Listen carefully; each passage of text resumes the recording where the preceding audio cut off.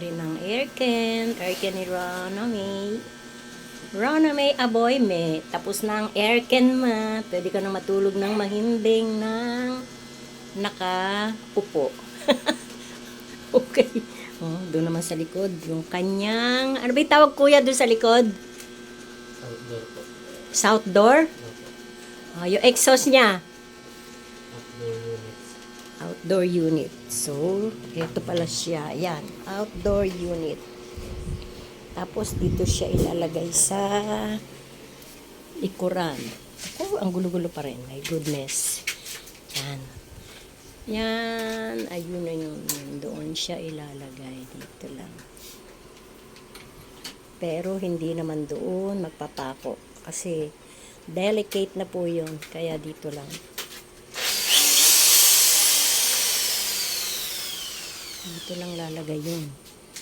Okay. Ako, pasensya na kayo sa aming dirty kitchen at sobrang gulo talaga. Hindi pa tapos. Nasaan ba si Ate Rona May? Yung kanyang, okay na eh. Kanyang aircon. Nakaano na pala.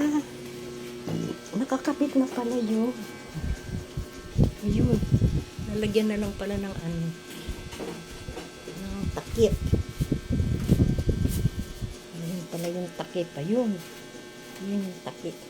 Tapos nandun sa likod nitong bintana ang outdoor